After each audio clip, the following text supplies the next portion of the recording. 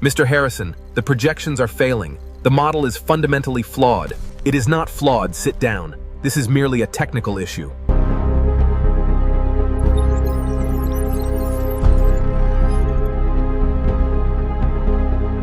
If you want to destroy a man without raising your voice, give him an audience and let his own certainty do the rest.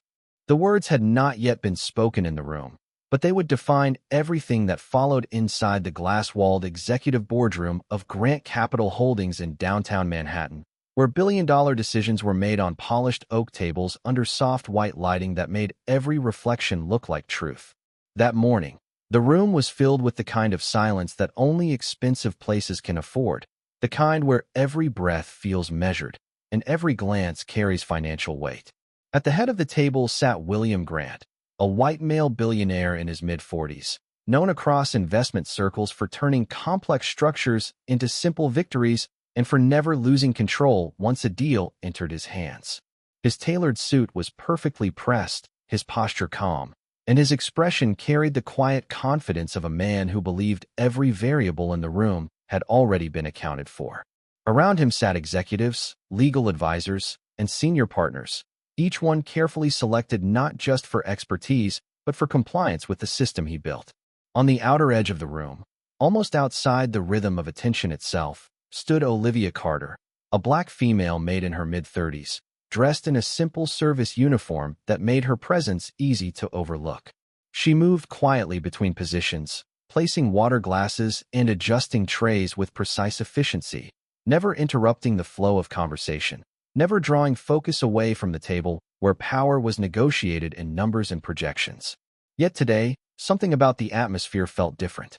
A new proposal had entered the room, a structured investment opportunity presented by William Grant himself, described as a guaranteed high-yield expansion model involving international asset redistribution and delayed liquidity optimization. The presentation glowed across the central screen in clean graphs and elegant upward curves, each number designed to reassure rather than question. This structure eliminates exposure risk while maximizing controlled return. Cycles, Williams said smoothly, his voice steady as he guided the room through each layer of the proposal. Heads nodded slowly around the table. Pens moved across digital tablets. Approval was forming in real time, like gravity settling into place. Olivia continued her work silently near the sideboard, but her eyes briefly shifted toward the projection. It was not curiosity in the casual sense. It was observation, measured and quiet, as if she was reading something beneath the surface of what was being shown. The meeting progressed, the confidence in the room growing stronger with every explanation. Yet beneath that confidence, something subtle began to form, something that did not belong to the structure of approval or rejection, but to the structure of recognition. Because in spaces like this, truth does not usually announce itself loudly. It waits. And sometimes, it waits in the one person no one has decided to listen to yet. William continued speaking, unaware that the foundation of his certainty was about to be examined in a way he did not design for. And in less than an hour, the room that once agreed with everything he said would begin to question whether they understood the deal at all, or whether they had already stepped inside something far more carefully constructed than it appeared. The room had already settled into the controlled rhythm of corporate approval, where confidence was not questioned openly, but reinforced through silence and subtle nods. And William Grant continued guiding the presentation with the steady authority of a man accustomed to unanimous agreement. The holographic display in the center of the table shifted smoothly between financial models, showing projected returns, optimized liquidity cycles, and structured risk distribution charts that appeared mathematically balanced at first glance. Every executive in the room leaned slightly forward, their attention anchored to the clean symmetry of the numbers, trusting the clarity of presentation more than the possibility of hidden complexity beneath it.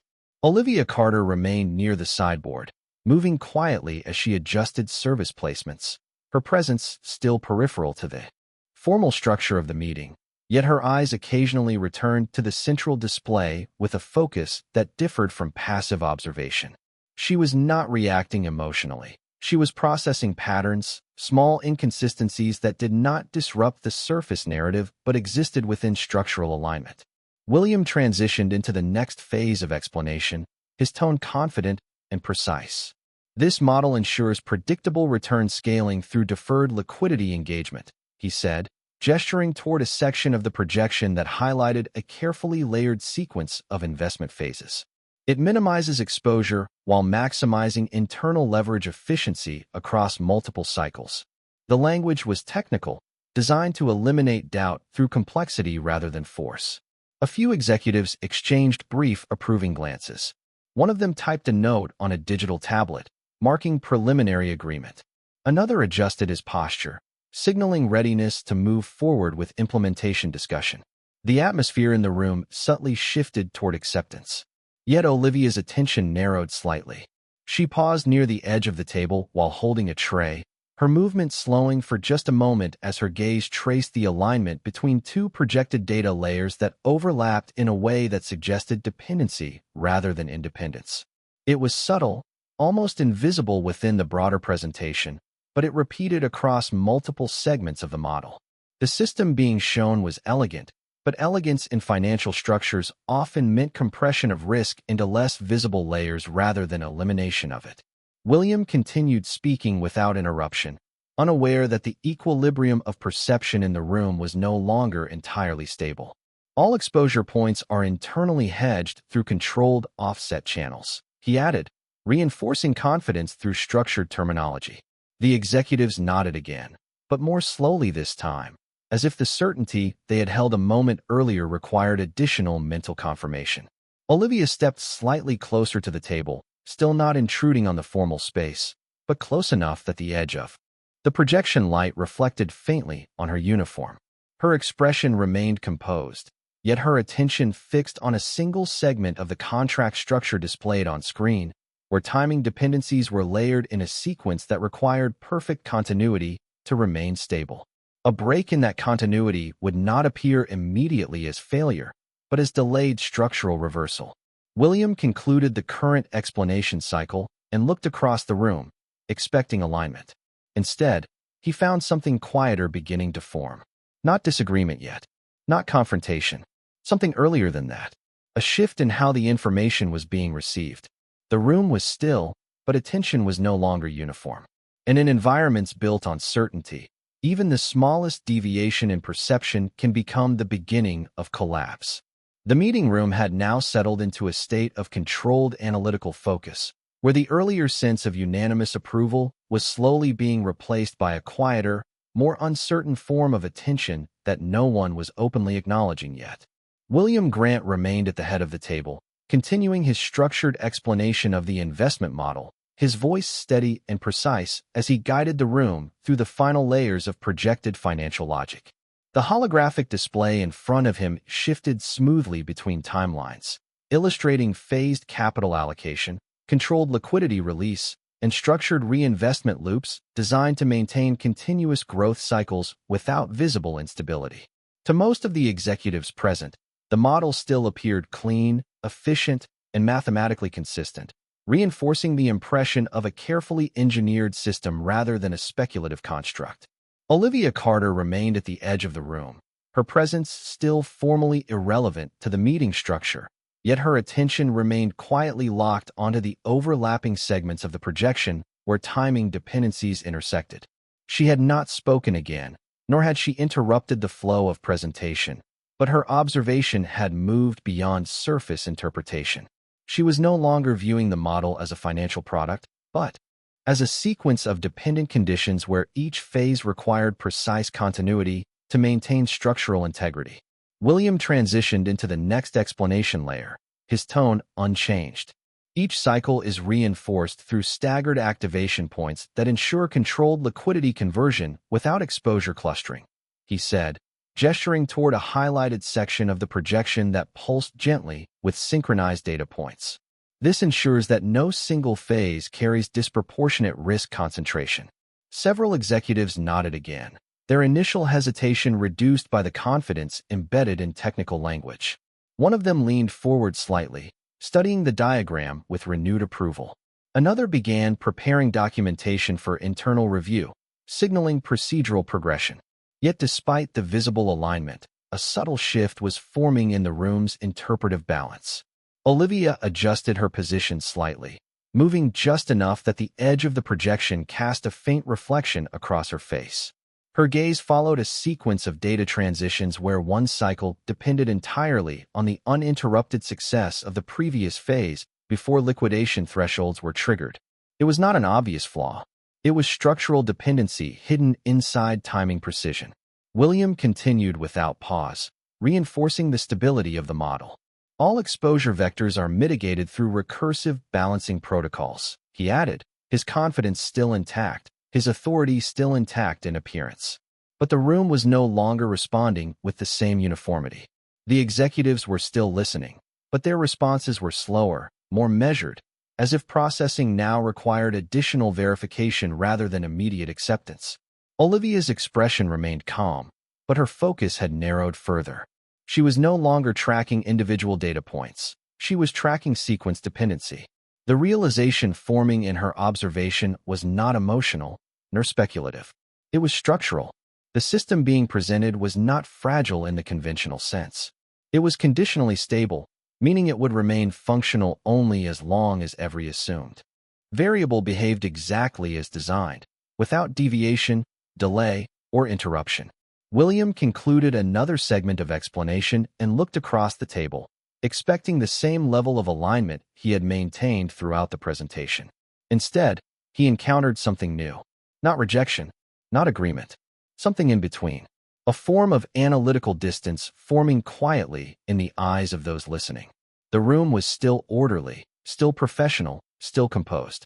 But the certainty that had defined its earlier state was no longer absolute. And in environments built entirely on perceived stability, even the smallest fracture in collective interpretation is enough to begin reshaping the entire structure of control. The boardroom had now entered a more restrained and analytically uncertain phase, where the earlier confidence in the investment structure was no longer being expressed with the same immediacy, but instead filtered through careful reconsideration by every participant at the table. William Grant remained at the head of the room, continuing his explanation with measured precision, though the subtle shift in audience response was now impossible to ignore. The holographic financial model in the center of the table continued to display its structured sequence of phased capital allocation and delayed liquidity conversion, but what once appeared as a seamless system was now being internally re-examined by those observing it. Olivia Carter stood quietly near the sideboard, her posture unchanged, yet her attention had deepened further into the structural logic of the presentation. She was no longer observing individual components in isolation, but the dependency chain that connected each phase of the model to the next. Each cycle depended not only on execution, but on uninterrupted continuity across multiple variables that were not independently reinforced. William continued speaking, his tone still controlled, but now carrying a subtle emphasis on reassurance rather than pure authority. This structure is designed to self-correct through phased equilibrium distribution, he said, gesturing toward the cascading data flows on the display. Each stage compensates for variance introduced in previous cycles. Several executives nodded, though their responses were slower, more deliberate, as if confirmation now required internal validation rather than immediate acceptance. One of them leaned slightly closer to the display, rechecking a sequence of timing markers. Another adjusted his seating position, no longer fully relaxed. Olivia's gaze remained fixed on a specific segment of the projection where multiple cycles intersected at a single dependency threshold. It was not a visible error, but a structural condition where stability required uninterrupted compliance across sequential phases. Any deviation in timing, even minimal, would not immediately disrupt the system, but would propagate delayed imbalance across subsequent cycles. William transitioned into the next explanation point. All liquidity exposure is internally neutralized through cross-cycle reinforcement protocols, he added, reinforcing the system's perceived resilience. Yet the room no longer responded with the same unified confidence. The silence that followed was no longer purely attentive, it was evaluative. The executives were still listening, but now they were also testing. Olivia remained silent, but her interpretation had reached a critical clarity. The system was not unstable in an obvious way. It was conditionally dependent on perfect execution continuity, meaning its apparent strength existed only under uninterrupted assumptions that could not be guaranteed in real operational environments. William concluded another segment and looked across the table, expecting reinforcement of understanding. Instead, he found hesitation forming in measured expressions, subtle but consistent across multiple observers.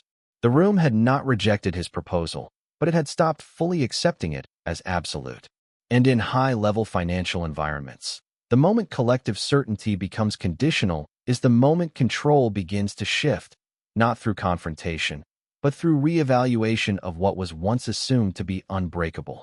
The boardroom had now shifted into a state of cautious analytical reassessment, where the earlier momentum of confidence had not disappeared entirely, but had been replaced by a slower and more deliberate form of evaluation among every executive seated around the table. William Grant remained at the head of the meeting, continuing to guide the presentation with controlled precision, though the energy in the room was no longer reinforcing his authority in the same immediate way. The holographic investment model still floated above the table, displaying layered financial structures, projected returns, and multi-phase liquidity transitions designed to demonstrate stability through structured sequencing. Yet the way it was being perceived had begun to change. Olivia Carter stood quietly near the side of the room, maintaining her position of service presence, but her attention had fully transitioned into structural analysis. She was no longer observing the presentation as a sequence of financial claims, but as an interdependent system where each projected outcome relied on uninterrupted conditional alignment across multiple unseen variables. William continued speaking, his voice steady, but now carrying a subtle insistence on clarity. Each liquidity phase is reinforced through internal balancing offsets that ensure continuity across cycle transitions, he explained, pointing toward the layered data structures that pulsed in synchronized intervals. This eliminates structural volatility across sequential execution stages. Several executives nodded, though the rhythm of agreement had changed. It was no longer immediate or automatic. Instead, it was delayed, reflective, and accompanied by silent verification through mental recalculation. One executive leaned slightly closer to the projection, focusing on the timing gaps between transitions. Another glanced toward a colleague before returning his attention to the display, as if seeking confirmation that his interpretation aligned with the group. Olivia's gaze remained steady on a specific junction point within the model where multiple execution paths converged into a single dependency threshold. The system did not fail at that point under normal conditions, but it required uninterrupted precision across all preceding phases to maintain projected stability. William advanced to the next explanation layer.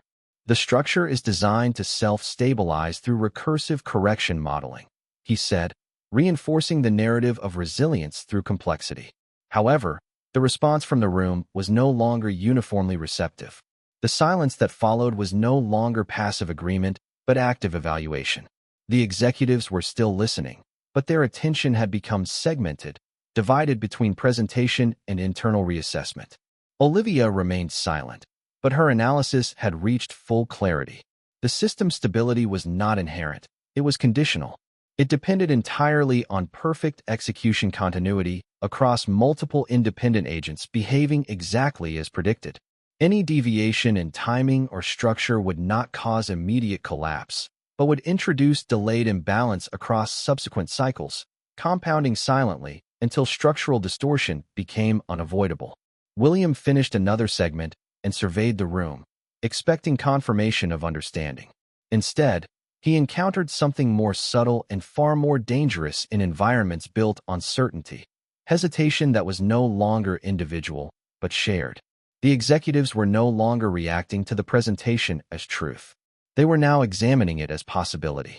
And once perception shifts from acceptance to evaluation, authority no longer exists as a fixed position. It becomes a variable that must continuously justify itself.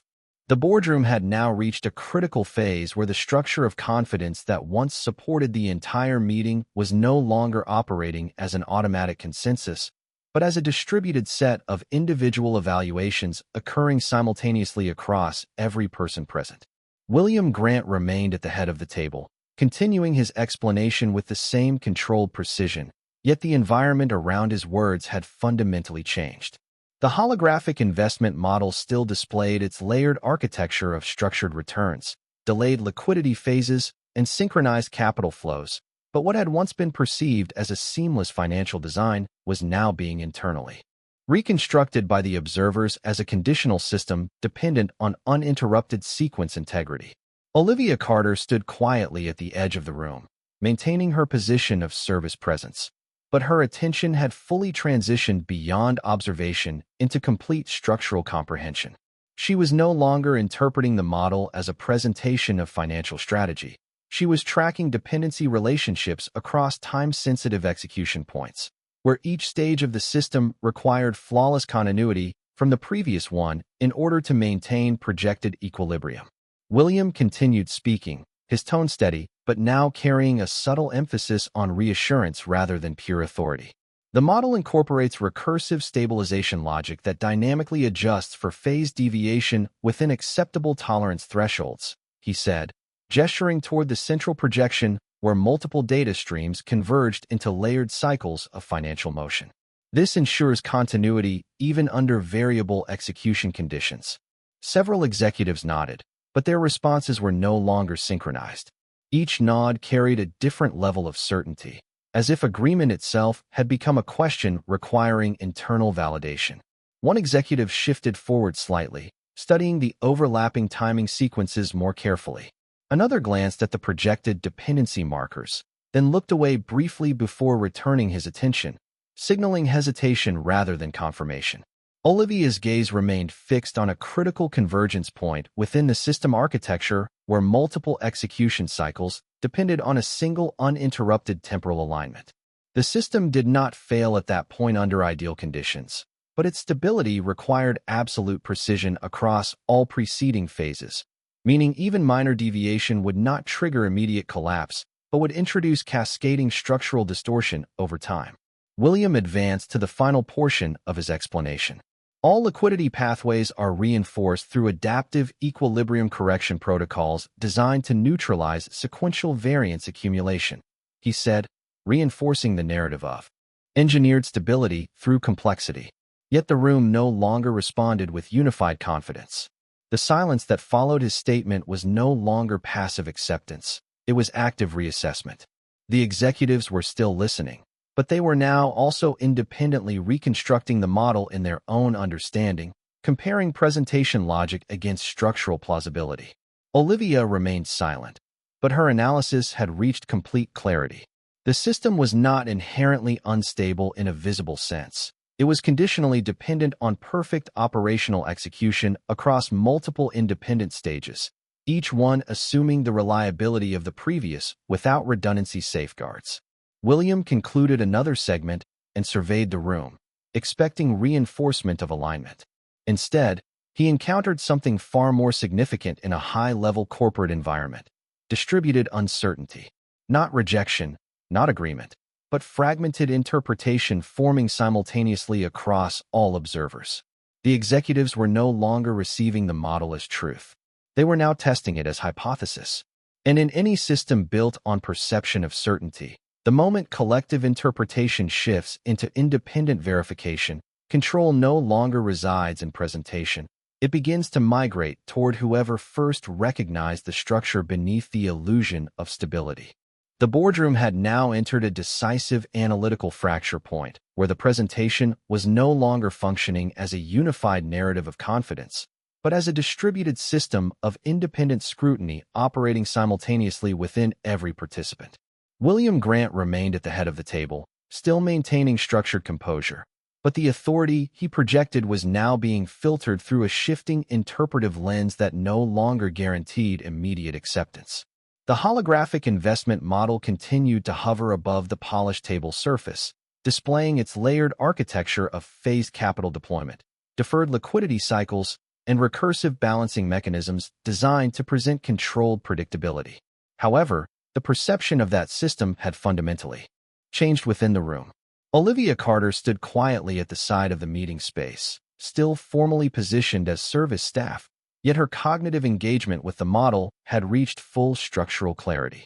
She was no longer analyzing isolated inconsistencies. She was mapping the full dependency network, where each financial phase relied entirely on uninterrupted execution of the previous stage, creating a chain of conditional stability rather than inherent resilience.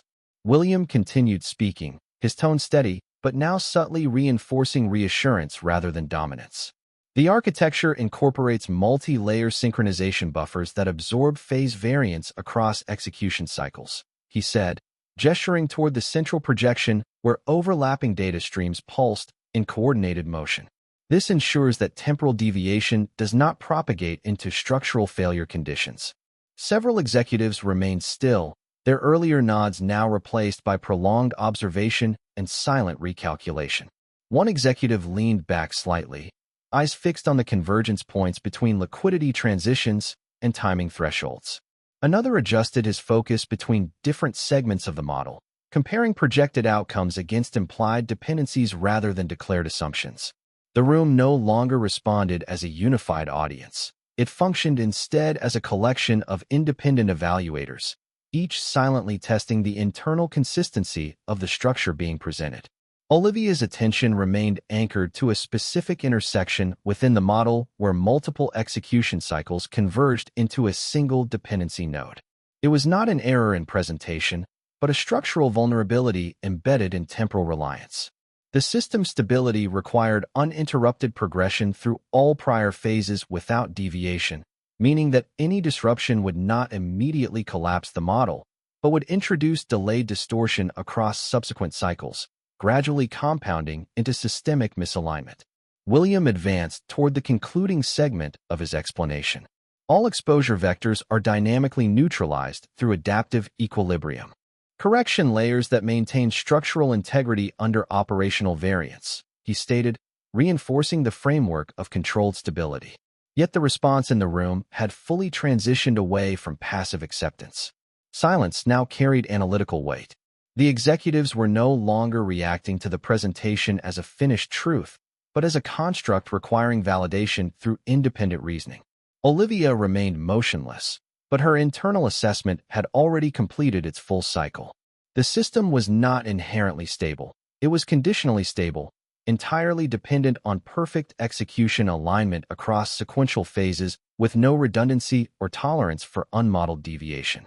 William concluded another section and looked across the table, expecting alignment to reassert itself as it had in every prior phase of his presentation. Instead, he encountered a fractured field of interpretation. The executives were still present, still silent, still attentive, but no longer unified in belief. The model had not been rejected, nor accepted, it had been opened. And once a system built on perceived certainty is opened to independent verification, authority no longer defines understanding. Understanding begins to redefine authority itself. The boardroom had now fully transitioned into a state where certainty no longer existed as a shared condition, but instead as fragmented individual conclusions forming independently within each participant's mind. William Grant remained positioned at the head of the table, continuing his structured explanation of the investment architecture, but the psychological stability of the room was no longer aligned with his delivery. The holographic model still displayed its layered financial system, projecting sequences of capital allocation, deferred liquidity phases, and recursive balancing structures designed to maintain equilibrium under controlled assumptions. Yet the way it was being perceived had fundamentally shifted from acceptance to verification. Olivia Carter stood quietly near the edge of the room, maintaining her position of service presence. But her internal comprehension of the system had reached complete structural clarity. She was no longer interpreting isolated anomalies. She was observing a full dependency architecture where every projected outcome required perfect continuity across multiple sequential execution points. The system was not unstable in appearance. It was conditionally stable in design, meaning its integrity existed only as long as every preceding phase performed exactly as assumed without deviation or delay. William continued speaking, his tone still controlled, but now carrying a subtle reinforcement of authority rather than pure explanation. The framework utilizes layered synchronization damping mechanisms that isolate variance propagation across temporal execution cycles, he stated, gesturing toward the central projection where multiple data streams intersected in carefully calculated intervals. This prevents localized deviation from affecting systemic equilibrium. Several executives remained silent, their earlier engagement replaced by sustained analytical focus.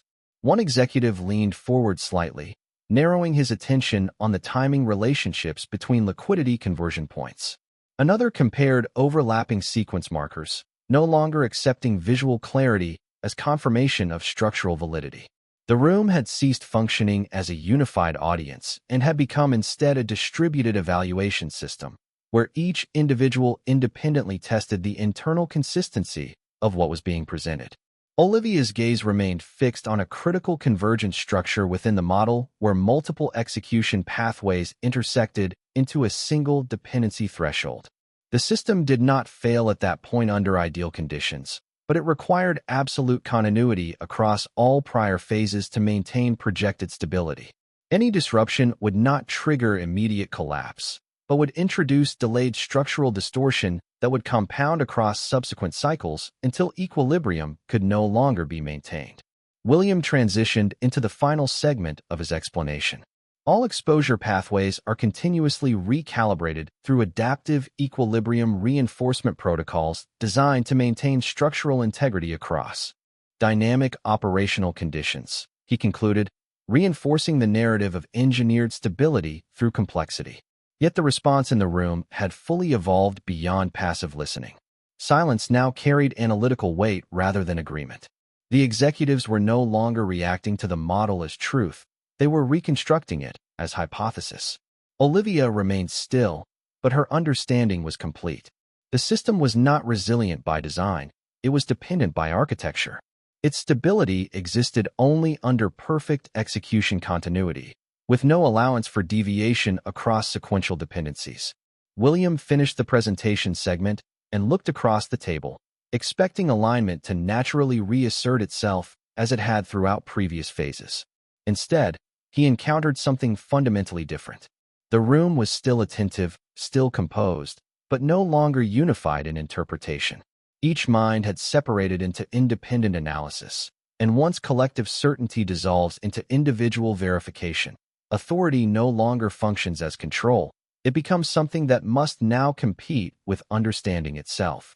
The boardroom had now reached its final state of structural reevaluation, where the original purpose of the meeting had been replaced by a collective reassessment of the system itself, and William Grant remained standing at the head of the table, no longer simply presenting, but now observing the room's reaction as the architecture he designed was being internally reconstructed by every participant present. The holographic investment model still hovered above the polished surface of the table, displaying its carefully engineered sequences of phased capital deployment, deferred liquidity transitions, and recursive stabilization frameworks. But its perceived meaning had fundamentally shifted from authoritative explanation to subjective scrutiny. Olivia Carter stood quietly near the edge of the room, maintaining her position of service presence. But her cognitive processing of the model had already completed its final stage of analysis. She was no longer discovering new inconsistencies. She had fully mapped the structural dependency chain that defined the entire system.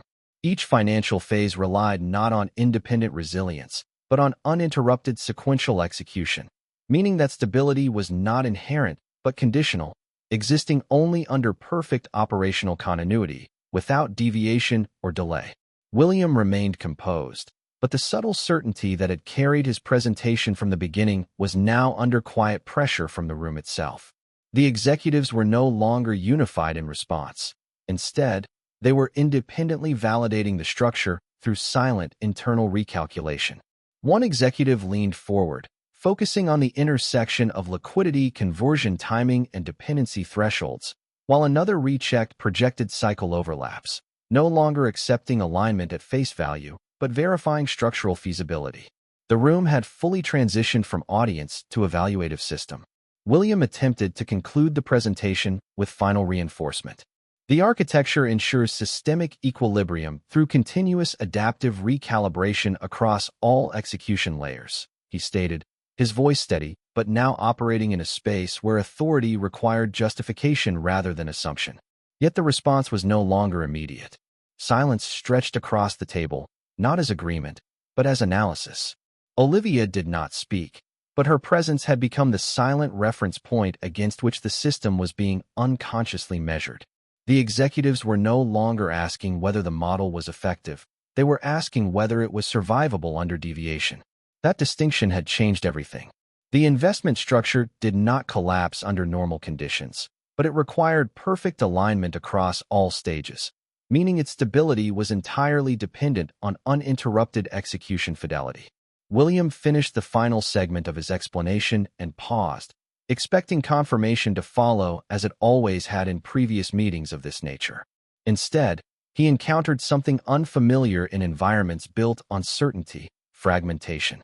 Each executive was now operating within independent interpretation loops, no longer synchronized by shared belief, but separated by individual verification. Olivia's analysis remained complete and silent, but its implication now permeated the room without needing to be spoken. The system was not broken. It was conditional. And in high-level financial environments, conditional systems do not fail suddenly. They lose authority gradually, the moment collective belief transforms into individual understanding. William slowly realized that the meeting had already ended in all but formality. The structure he presented still existed on the screen, but the structure that sustained it in the minds of the room no longer held unified agreement. And once that unity is gone, even the most sophisticated design becomes something far more unstable than error. It becomes interpretation. If we move forward with the acquisition now, we risk exposure in the European market. Agreed. The timing isn't optimal.